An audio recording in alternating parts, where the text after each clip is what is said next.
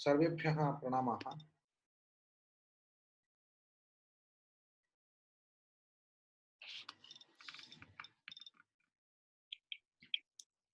न श्रूयते महोदय।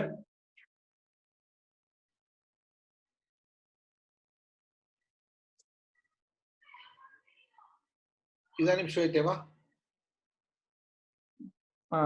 बहु मन्दः ध्वनि। ओ तथापि पुनः मया अत्र अन्य व्यवस्था यदा उपयुज्यते तदानीं पुनः एवं भवति। पुनः आगच्छामि निमेषे एकनिमेषे।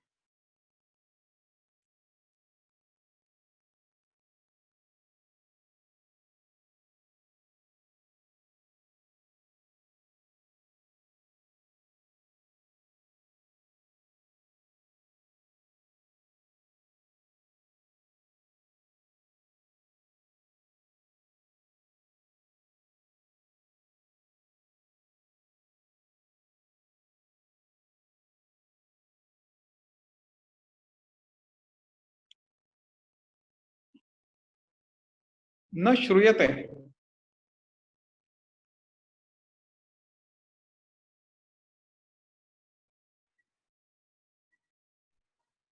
एतत् पूर्वं कार्यकारणभावविषये प्रश्नः आसीत्।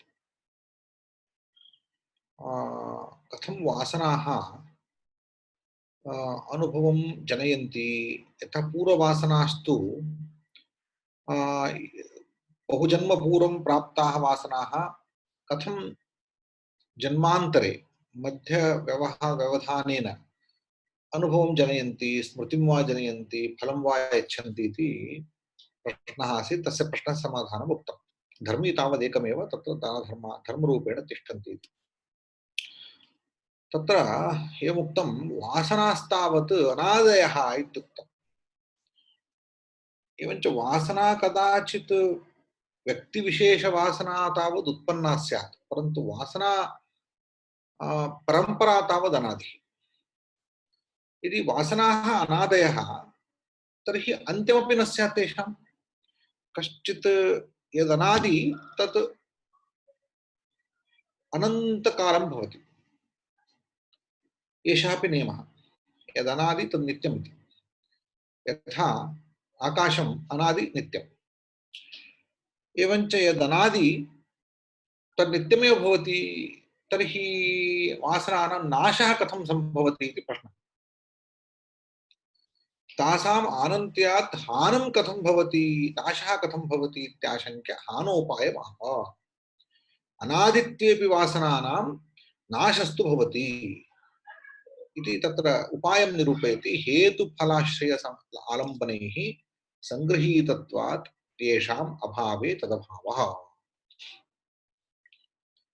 एवञ्च अत्र यद्यपि कैवल्यपादे कैवल्यनिरूपणाय प्रवृत्तः शास्त्रकारः, तथापि कैवल्यनिरूपणे नाना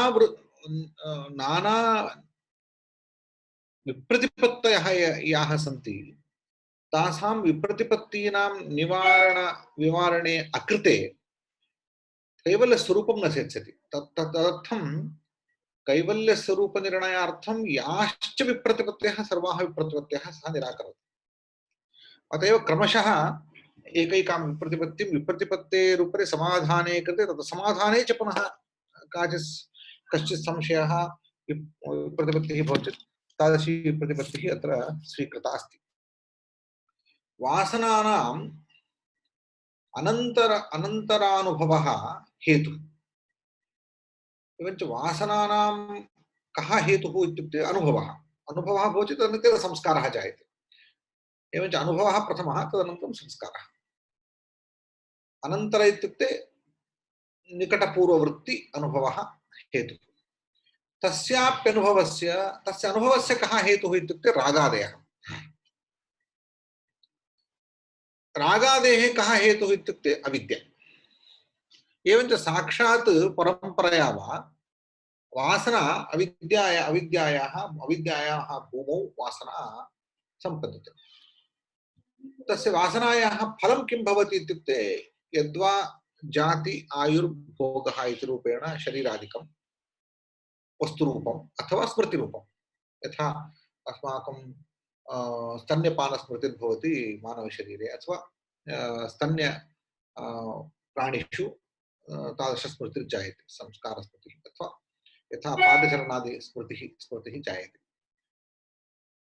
यथा पक्षिणः आकाशे डयनं तत्स्मृतिः जायते एतत् सर्वं वासनायाः फलम् आश्रयः कः फलस्य हेतुभूतस्य वासनाविशेषस्य च आश्रयः कः इत्युक्ते बुद्धिसत्त्वम् अतः बुद्धौ एव एते फलं कारणं च तिष्ठन्ति आलम्बनं यदेव अनुभवस्य तदेव वासनानाम् एवञ्च विषयः कः या यद्विषयक अनुभवः तद्विषयिणी वासना एवञ्च वासनायाः अनुभवस्य च आलम्बनं विषयः समानः भवति एवञ्च आश्रयः बुद्धिः अर्थात् चित्तम् एकमेव एवं आलम्बनं च एकमेव अतः हेतुफलाश्रय आलम्बनैः अनन्तानामपि वासनानां सङ्गृहीतत्वात् यद्वा हेतुना संगृह्यताम् अविद्या हेतुक वासनाः इति सर्वाः वासनाः अविद्या हेतुकाः इत्यतः अविद्या एका तज्जन्याः वासनाः अथवा हेतुः फलं तावत् निश्चितमस्ति शरीरादिकं स्मृत्यादिकं वा तद्वारा तत्कारणीभूता तत्तत् हेतु फल कारणीभूताः वासनाः अथवा आश्रयस्तावत् बुद्धिसत्त्वम् एकमेव आलम्बनं तत्तत् विषयः इति येषां हेत्वादीनाम् अभावे एवञ्च हेतुः फलम् आश्रयः आलम्बनम् इति यदि नास्ति चेत् तर्हि वासनाः अपि स्थातुं न शक्नुवन्ति आश्रयं विना विषयं विना फलं विना हेतुं विना कश्चित् आश्रयः कश्चित् वासनाविशेषः कश्चित् संस्कारः अस्ति इति वक्तुं न शक्यते एवञ्च एतादृश हेत्वादीनाम् अभावे ज्ञानयोगाभ्यां दग्धबीजफलकल्पत्वे विहिते निर्मूलत्वात् वासनाः न प्ररोहन्ति न कार्यमारभन्ते इत्यर्थः एवञ्च यद्यपि संस्कारः तिष्ठति परन्तु संस्कारस्य चित्तमेव आश्रयीभूतं चित्तमेव न भवति हेतुभूता अविद्या न भवति विषयास्तु निर्गताः एवं शरीरादिकं निर्गच्छति तर्हि एतेषाम् अभावे केवलं वासनाः किं कुर्वन्ति यथा दग्धबीजे अंकुरजननशक्तिः गच्छति अपि कदापि अंकुरजननशक्तिः तत्र शक्तिरस्ति चेदपि तस्य सामर्थ्यं हीयते अर्थात् बीज अंकुरं जनयितुं न शक्नुवन्ति कार्यारम्भाय सामर्थ्यं न भवति तथा अत्रापि वासनाभिः किमपि कार्यं नारभ्यते इत्यर्थः एवञ्च अनेन किम् उक्तम् अनेन अन्ततो गत्वा वासनानां नाशो भवति इत्युक्तं नाशः नाम सर्वथा नाशः वस्तूनां न भवति अपि तु स्वकारणे लयरूपः नाशः कार्य अजनकत्वं वा तेषां विद्यमानत्वेपि कार्यजननशक्त्यभावो वा नाश एव कश्चिदस्ति इति कथं कार्यजननसामर्थ्ये सति कार्यजननसामर्थ्यं नास्ति चेत् अस्ति चेत् किं नास्ति चेत् किं तस्मात् तेषां नाशो जातः इत्यर्थः हेतुफल आश्रयालम्बनैः संगृहीतत्वात् येषाम् अभावे तदभावः इति कैवल्यसूत्रम् 11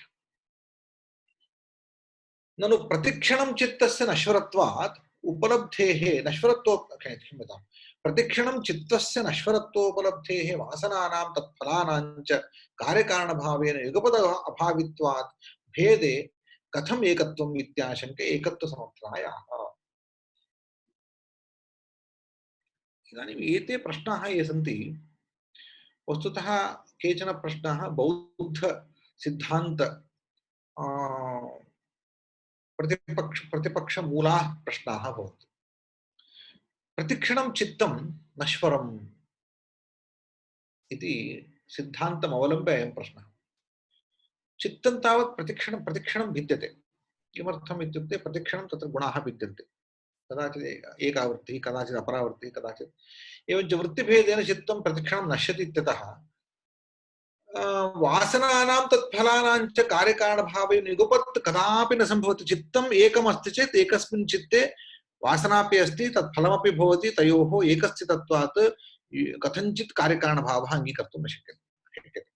परन्तु एकस्मिन् चित्ते वासना, चित्तं नष्टं, चित्तान्तरे फलं जायते, तर्हि युगपत् एकस्मिन् आश्रये कार्यस्य कारणस्य च अभावात् वासनायाः तत्फलानां च कार्यकारणभावः कथं वक्तुं शक्यते?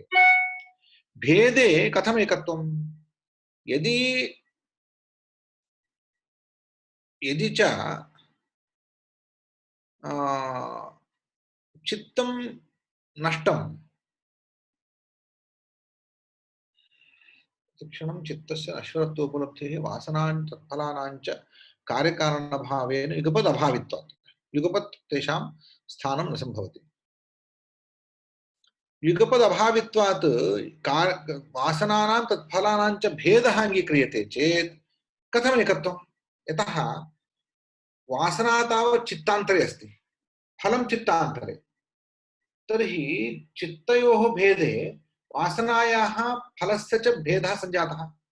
तर्हि तयोः अपि एकत्वं यत् समर्थितं पूर्वं चित्तैक्यद्वारा, यत् समर्थितं चित्तैक्यद्वारा कथं समर्पितं? यदभिन्नाभिन्नं तत्तदभिन्नम् इति एकः नियमः। If x is equal to y is equal to z, therefore x is equal to z.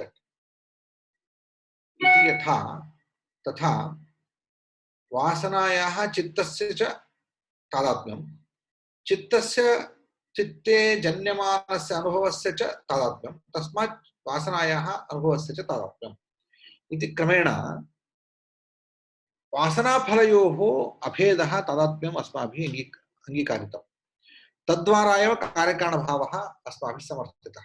इदानीं चित्तभेदे चित्तमेव भिन्नं जातं, प्रतिक्षणं चित्तं नश्वरं चेत् वासनाश्रयीभूतं चित्तं भिन्नं, फलाश्रयीभूतं चित्तम् अपरम् इति चेत् तयोः कदाचिदपि ऐक्यं न सम्भवति। भेदे कथम् एकत्वम् इत्याशङ्क्य एकत्वसमर्थनाय आह अतीतानागतं स्वरूपतः अस्ति अध्वभेदात् धर्माणाम् इति सूत्रम्। एतत् सूत्रं तावत् नासतो विद्यते भावः नाभावो विद्यते स्तः उभयोरपि दृष्टोऽन्तस्त्वयोस्तत्त्वदर्शिभिः इति भगवद्गीतायाः श्लोकस्य पद्यस्य व्याख्यानमेतत्। नासतो विद्यते भावः, अतः प्रथमं तदेव किञ्चित् विवृणोमि। असत् यदस्ति, असत् अस्ति इति कथम्? असत् इति यत् तत् न उत्पद्यते, असत् इति चेत् न उत्पद्यते। यदि सत् तर्हि न नश्यति, अयं नियमः।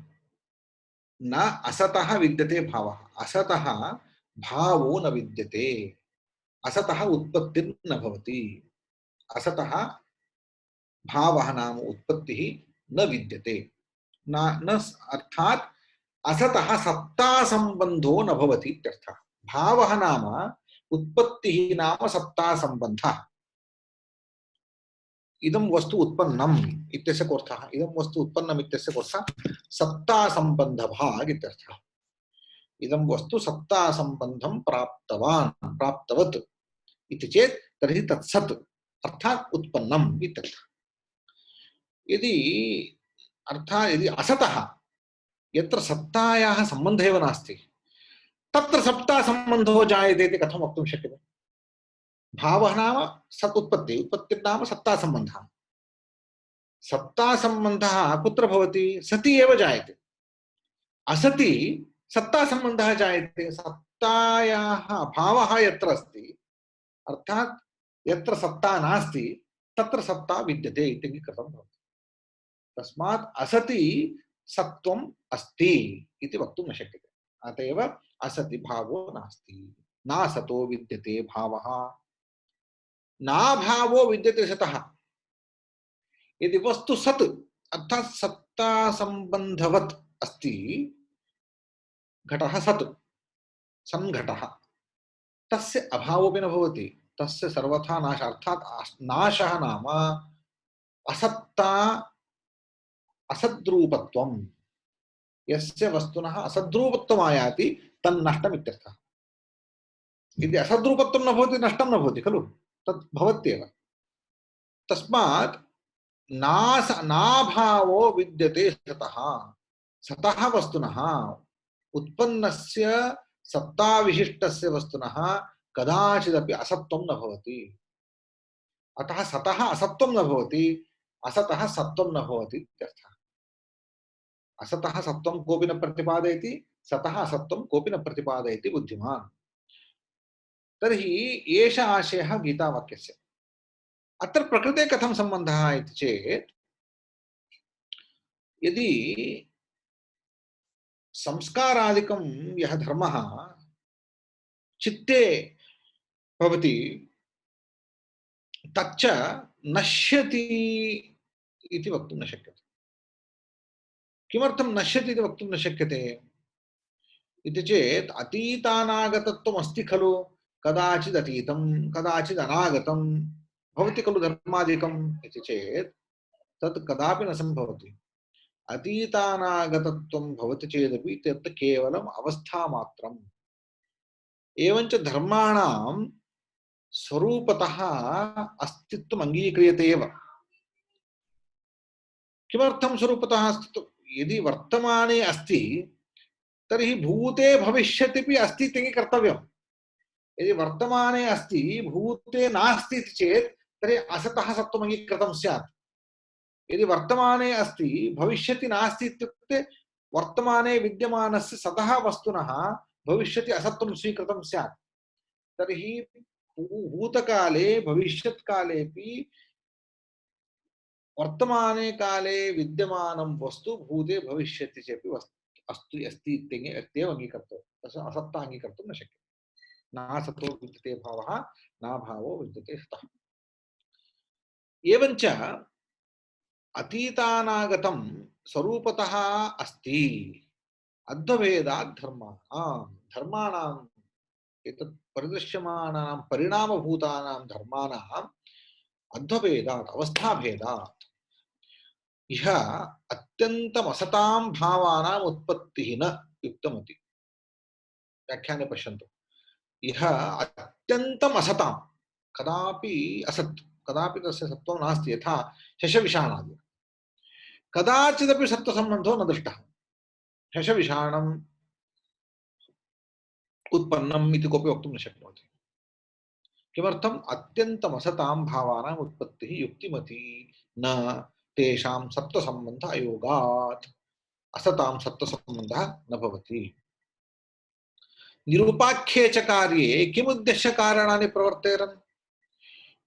यदि च शशविषाणम् उत्पद्यते इति कर्तव्यं तर्हि शशविषाणं निरुपाख्यं। निरुपाख्यं नाम तन्नास्त्येव।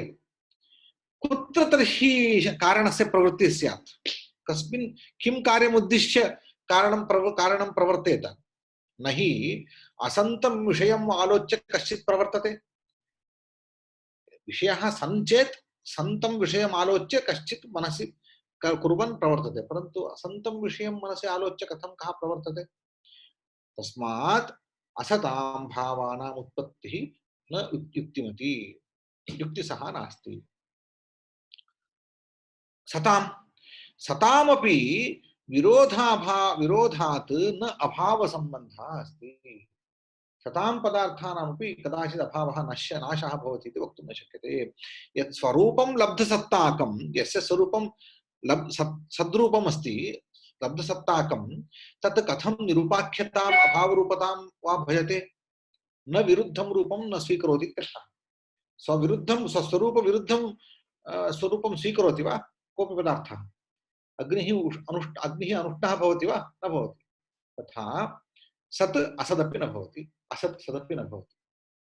तस्मात् सताम् अभावासंभवात् असताञ्च उत्पत्त्यसंभवात् नासत्तो विद्यते भावः नाभावो विद्यते सतः।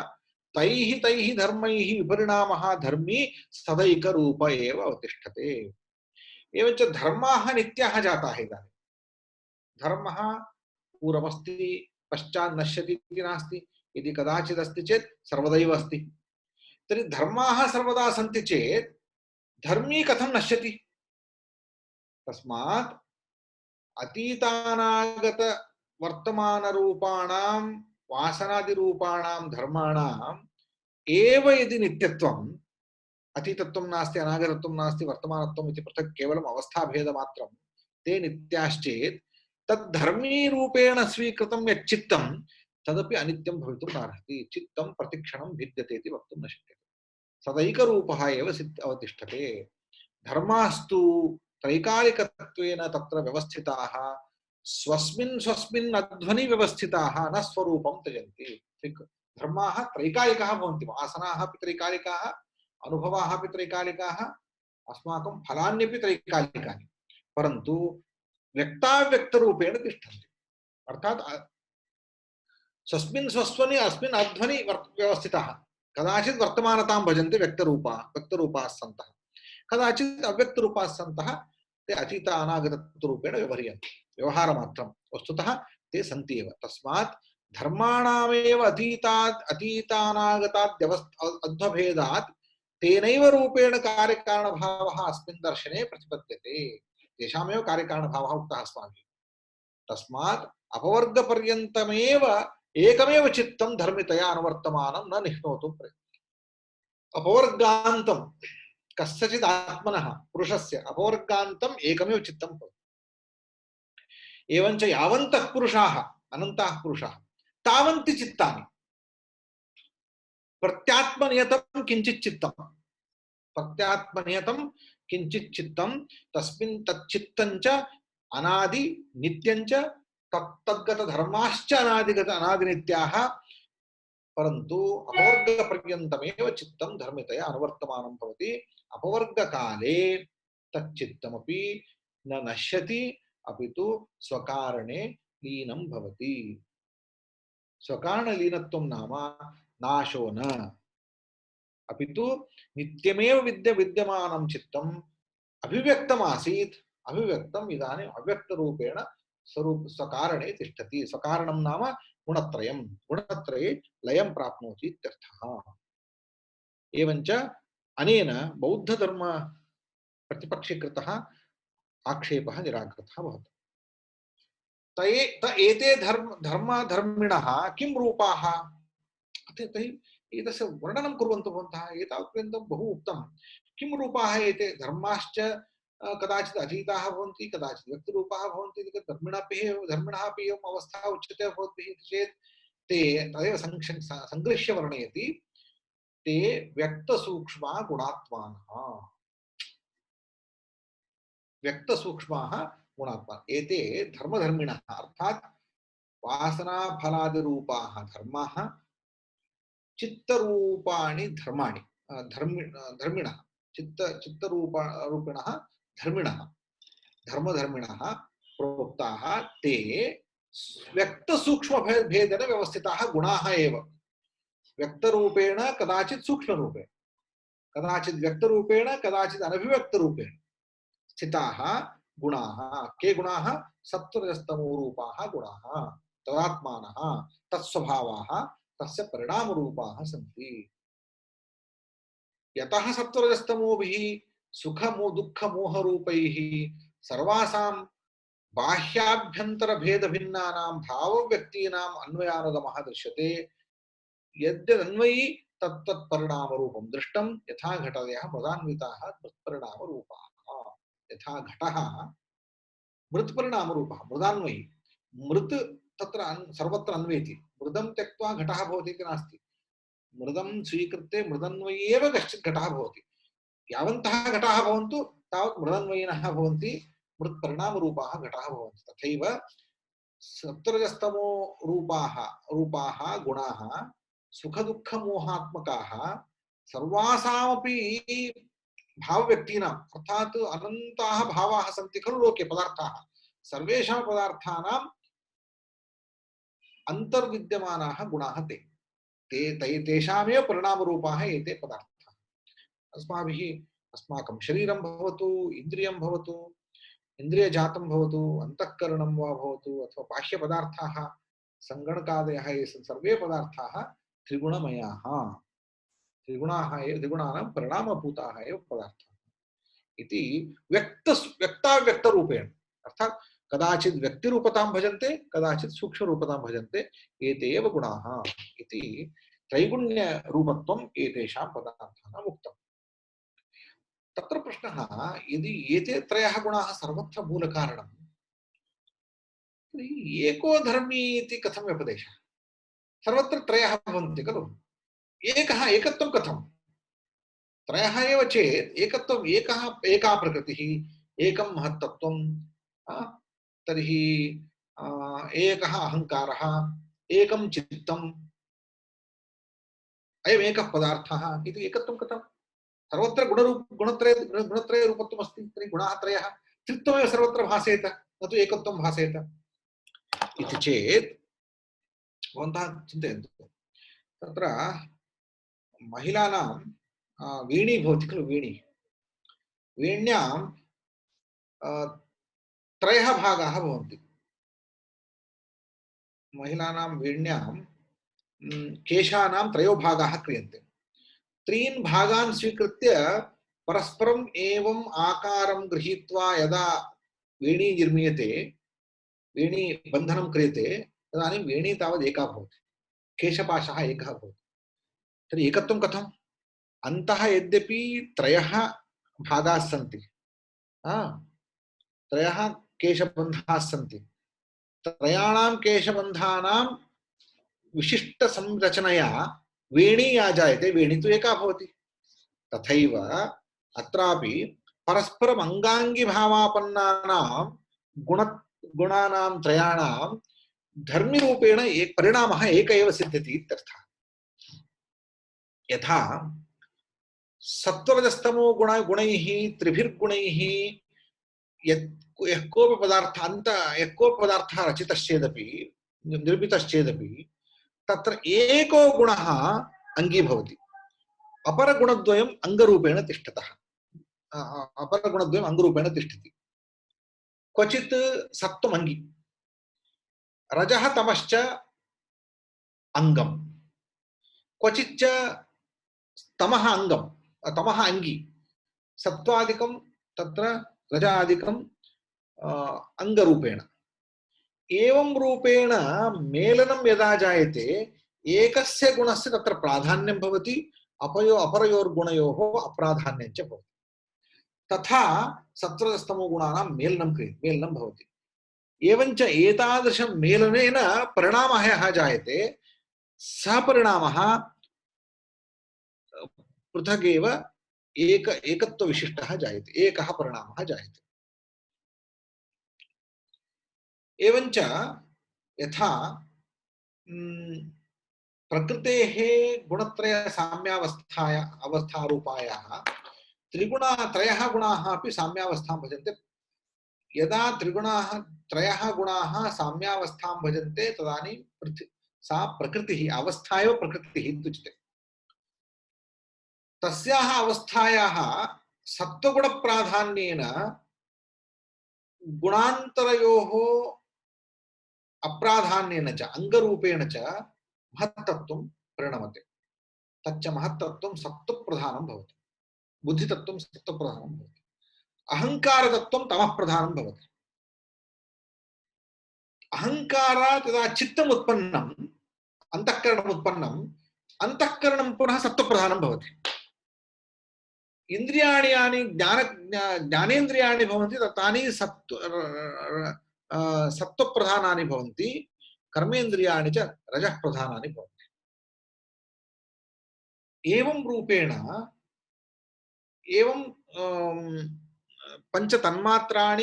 पंचतन्मात्रेभ्यः पंचभूतानि यदा जायन्ते तदानीमपि एकैकस्मिन्नपि भूतवस्तुनि तमसः प्राधान्यं भवति, अपरेषां गुणानां तत्र अप्राधान्यम् अङ्गरूपत्वं च भवति। एवं रूपेण एकैकः परिणामः यदा जायते सः परिणाम एव धर्मिरूपेण उच्यते। तस्मात् परिणामस्य एकत्वं सम्भवति यद्यपि गुणत्रयस्य कारणत्वम् इत्येवं रूपेण तत्र या व्यवस्था अस्ति सा व्यवस्था तत्र सम्यक् निरूपिता। एवञ्च परिणामैकत्वाद् वस्तुत्वं, परिणामस्य एकत्वं न तु मूलवस्तुनः। यद्यपि त्रयो गुणाः तथापि तेषाम् अङ्गाङ्गिभाव गमनलक्षणः यः परिणामः क्वचित् सप्तमङ्गी क्वचित् रजः क्वचित् च तमः इत्येवं रूपः तस्य एकत्वात् वस्तुनः तत्त्वम् एकम् इत्युच्यते। यथा इयं पृथिवी अयं वायुः इत्येवम् आदि भूतवस्तुपर्यन्तं दर्शितम्।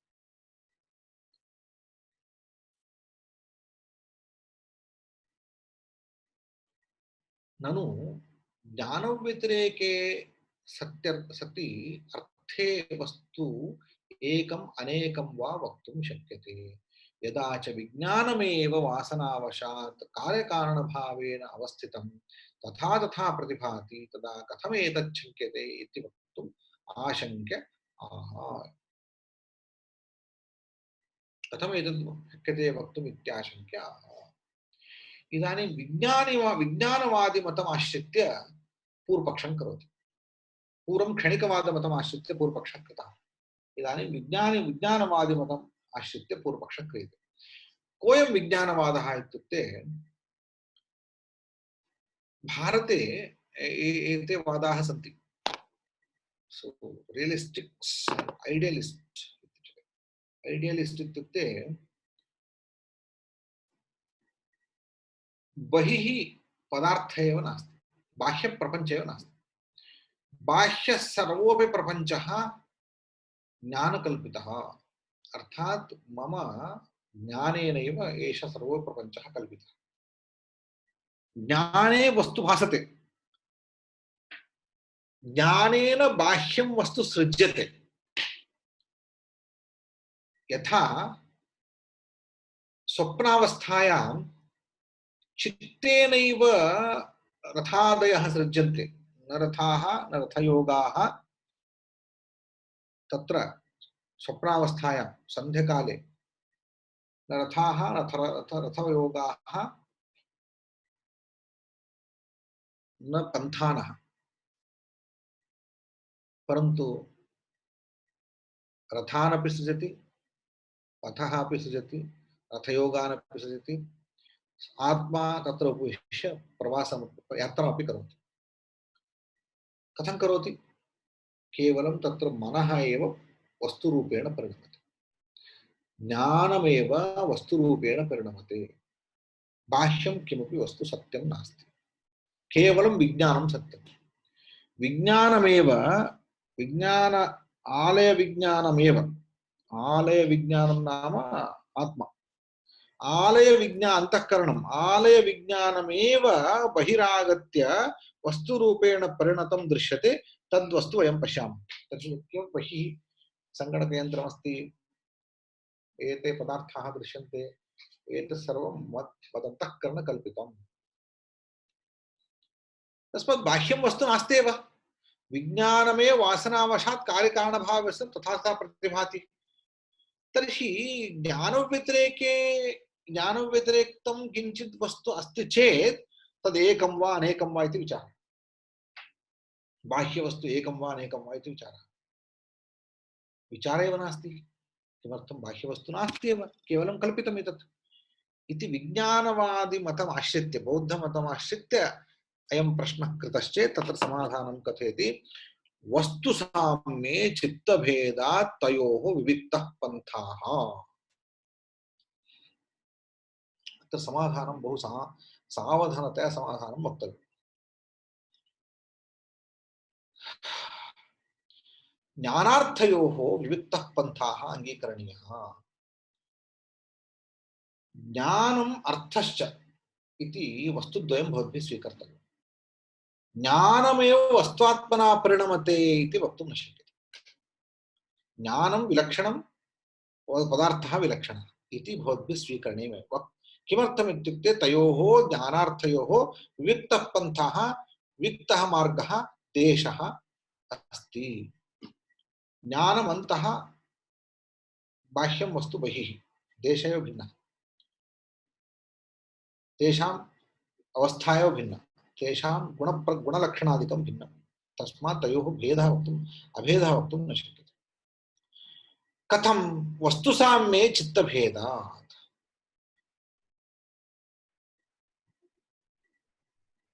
समाने वस्तुनि स्त्र्यादौ उपलभ्यमाने नाना प्रमातॄणां चित्तस्य भेदः सुखदुःखमोहरूपतया समुपलभ्यते।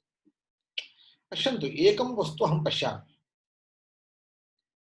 अस्माकं गृहेषु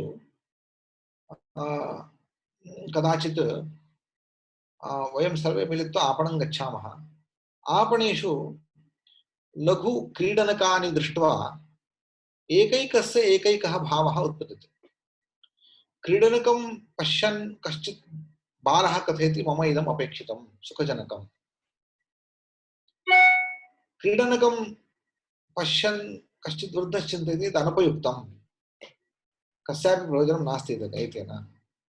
क्रीडनकं दृष्ट्वा तत्र मध्यवयस्कः चिन्तयति एतत् केवलं बालानां, मम न। इत्येवं रूपेण चित्तस्य भेदाः जायन्ते। एकस्य सुखं भवति, अपरस्य मोहः भवति, अपरस्य तत्र दुःखं भवति। यथा समाने वस्तुनि स्त्र्यादौ उपलभ्यमाने, स्त्रियं दृष्ट्वा नाना प्रमातॄणां मनसि नाना चित्तभेदाः जायन्ते। लावण्यवतीं योषितं स्त्रियं पश्यन् कश्चित् युवा तत्र रागेण सहितः सन् तत्र सुखं तस्य उत्पद्यते। तस्य मनः चित्तं सुखरूपेण परिणमते। यदि तामेव स्त्रियं योषितं सपत्नी पश्यति चेत् तस्याः मनसि असूया जायते, द्वेषः जायते। तामेव लावण्यवतीं योषितं पश्यति नार्यन्तरं, सा नारी एनां दृष्ट्वा असूया तपति, तस्मात् द्वेषः जायते। तस्याः मनसि चित्तवृत्तिः, द्वेषरूपिणी चित्तवृत्तिः प्रवर्तते। एकस्य तरुणस्य मनसि सुखं जायते, सपत्न्याः मनसि द्वेषः जायते। कश्चित् तत्र परिव्राजकः तन्मार्गे गच्छति, सः तां पश्यति, घृणा भवति, तस्य वैराग्यं भवति। एवञ्च एकस्मिन् वस्तुनि चित्तभेदाः दृश्यन्ते। विषयस्तु एकः, एकस्मिन् विषये एकस्य चित्तं सुखरूपेण परिणमते, अपरस्य द्वेषरूपेण, अपरस्य वैराग्यरूपेण परिणमते, दयारूपेण परिणमते। तर्हि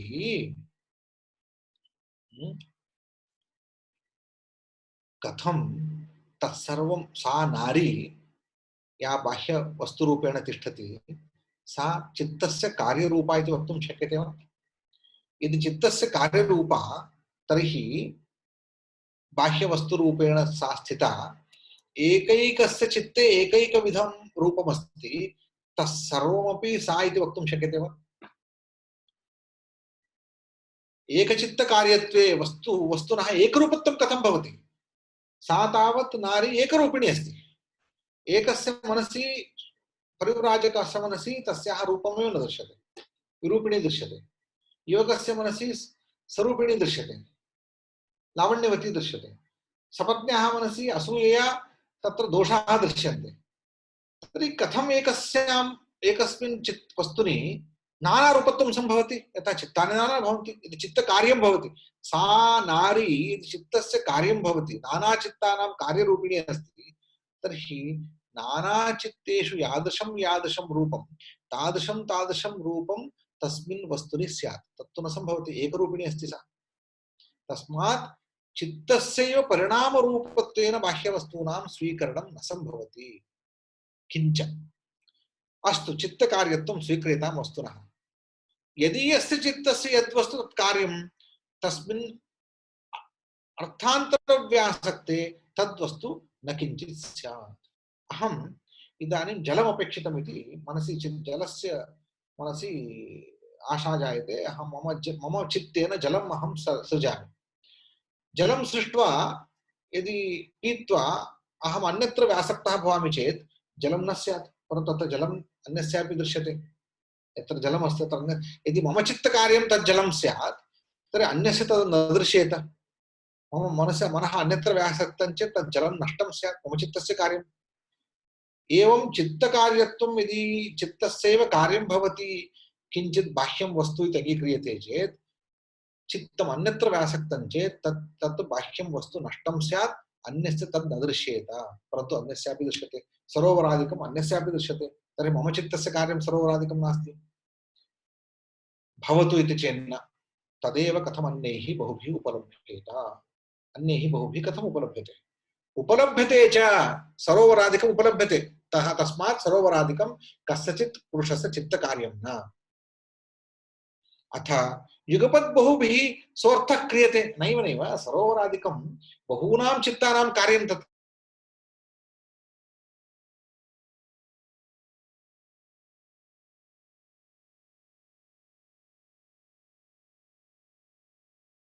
निर्मितं कार्यं भिन्नं भवेत्, भूनिर्मितं कार्यं भिन्नं भवेत् इति स्यात्। यदा तु वैलक्षण्यं नेष्यते तदा कारणभेदे सति कार्यभेदस्य अभावे निर्हेतुकरूपत्वं जगत् स्यात्। इदं जगत् निर्हेतुकं स्यात्। इदं जगत् यत् सृष्टं तत्सर्वं बहूनां चित्तकार्यरूपेण एतत् जगत् अङ्गीकर्तव्यं। तर्हि एतत् जगत् यद्वा बहूनां चित्तानां कार्यरूपेण स्वीकरणीयं, वैलक्षण्यं च वक्तव्यम्। एकैकचित्तं यदा भिन्नभिन्नकार्याणि जनयति तत्तत् कार्याणि अत्र जातानि, अन्यथा निर्हेतुकम् एकरूपं स्यात्, परन्तु जगत् एकरूपं दृश्यते। एकैकस्य चित्तपरिणामकारणतः बहुरूपं न भवति, तस्मात् चित्तकार्यं जगदिति वक्तुं न शक्यते। एतदुक्तं भवति सत्यपि भिन्ने कारणे यदि कार्यस्य अभेदः, कारणानि भिन्नानि कार्यः अभिन्नः इति चेत् तदा समग्रं जगत् नानाविधकारणजन्यम् एकरूपं स्यात्। कारणं कारणानि भिन्नानि सन्ति, नानाविधकारणजन्यम् एकरूपं जगत् इति अङ्गीकर्तव्यम्। कारणभेद अनुगमात् स्वातन्त्र्येण निर्हेतुकं वा स्यात्। तर्हि कारण एकरूपं यदि अङ्गीक्रियते तर्हि कारणभेदः कथं स्यात्? कारणभेदः अङ्गीक्रियते चेत् एकरूपं कथं स्यात् इति विरुद्धमस्य। तस्मात् स्वातन्त्र्येण निर्हेतुकं वा स्यात्। कारणभेदः अङ्गीकर्तुं न शक्यते इत्यतः तत् केनापि हेतुना न निर्मितम् इति अङ्गीकृतं स्यात्। तर्हि यद्येवं तर्हि कथं तेन त्रिगुणात्मना चित्तेन एकस्यैव प्रमातुः सुखदुःखमोहानि ज्ञानानि जायन्ते। यदि एवं कथं तेन त्रिगुणात्मना चित्तेन, त्रिगुणरूपेण चित्तेन एकस्यैव प्रमातुः कदाचित् सुखं, कदाचित् दुःखं, कदाचित् मोहमयानि ज्ञानानि जायन्ते। कथं तेन त्रिगुणात्मना अर्थेन एकस्यैव प्रमातुः मोहभयानि ज्ञानानि न जायन्ते मैवम्।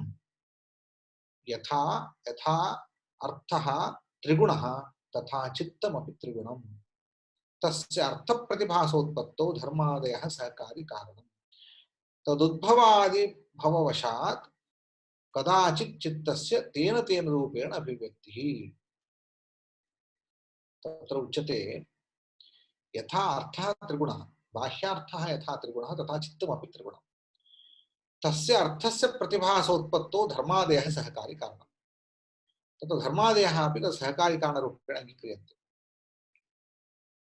तत्तदुद्भवादि तत्तद् भवा अभिभवादिवशात्, तदुद्भव अभिभववशात् अर्थात् धर्मादीनाम् उद्भवः अभिभववशात् कदाचित् चित्तस्य तेन रूपेण अभिव्यक्तिः।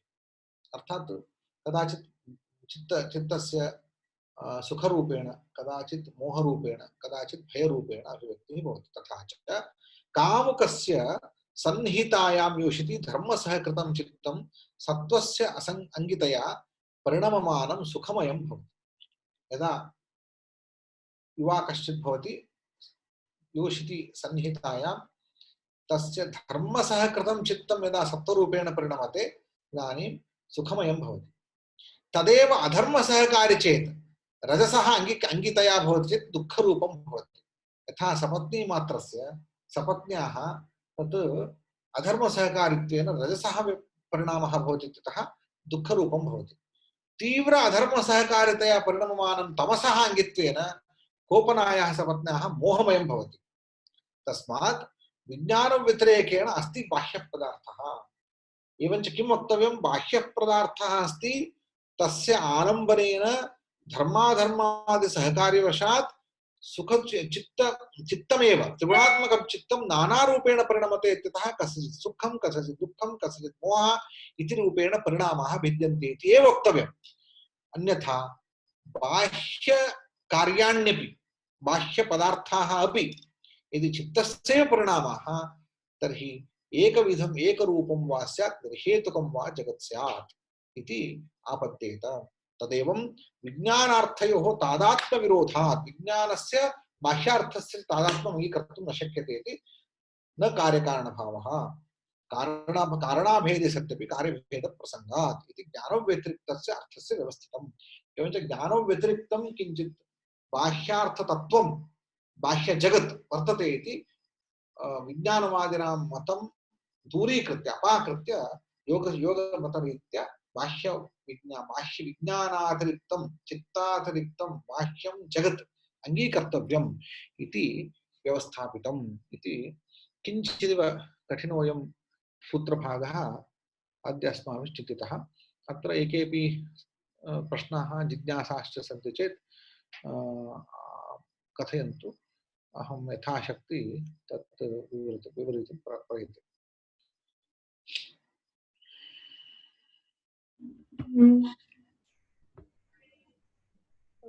तत्र आचार्यः तत्र किञ्चन वाक्यमासीत् न ह्यसन्तं विषयं विषयमालम्ब्य कश्चित् प्रवर्तते इति। अस्माभिः तत्र व्याकरणे बौद्धः शब्दः बौद्धः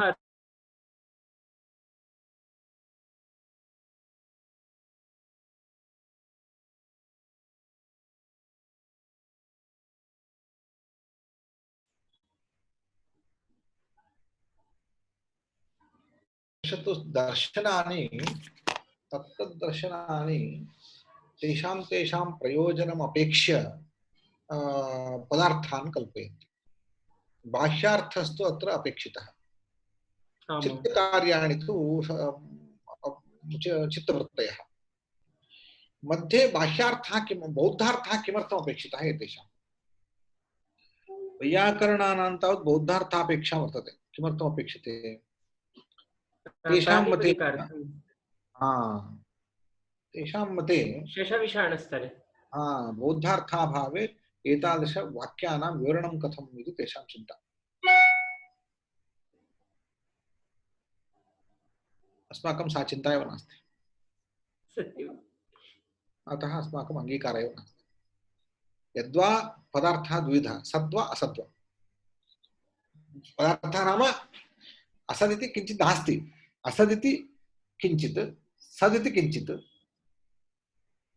सत् कारणजन्यम्, असत् अजन्यम्। तृतीयः पन्थः नास्ति।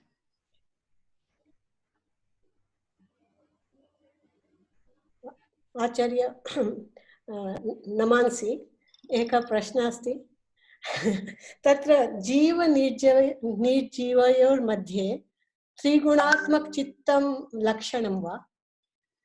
यदि कोऽपि जीवति शुन भवेत् मनुष्य भवेत् तस्य चित्तं त्रिगुणात्मकं भवति तद् लक्षणं भवति वा? सत्यं सर्वस्यापि चित्तं त्रिगुणात्मकमेव खलु? यदि बैक्टीरिया भवति बैक्टीरिया चिन्ता वस्तुतः this is the extension of शास्त्र। एतत् सर्वम् अस्माभिः करणीयम्। तत्र बैक्टीरिया किं भवति? बैक्टीरिया इत्यस्य चित्तं भवति वा?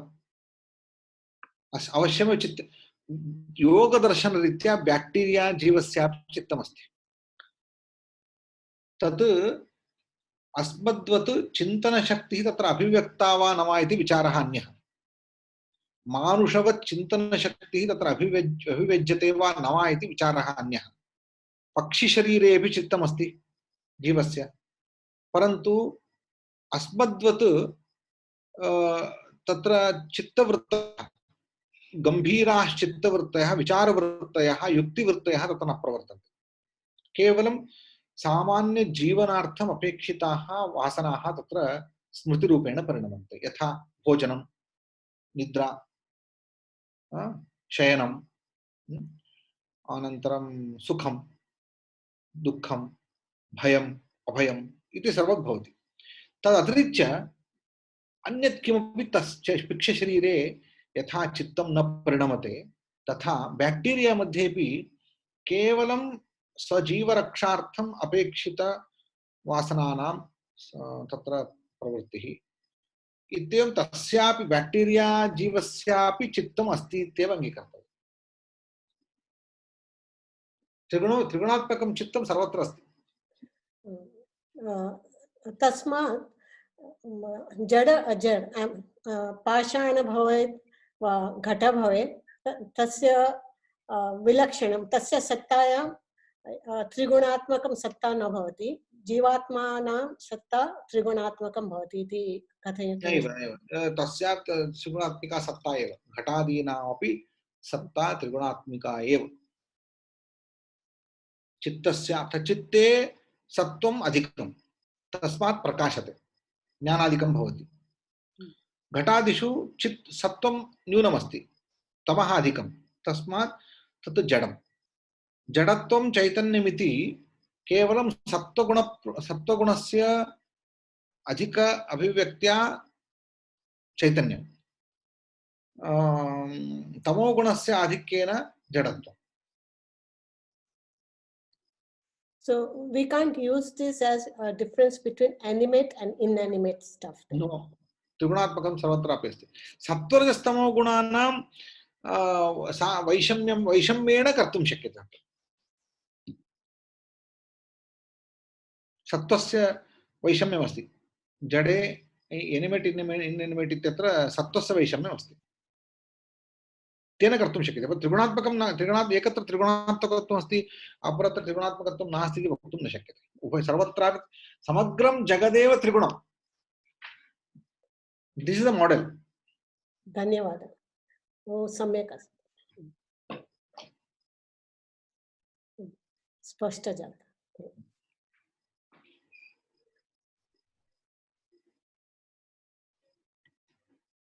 समापयामः वा? नमांसि। धन्यवादः।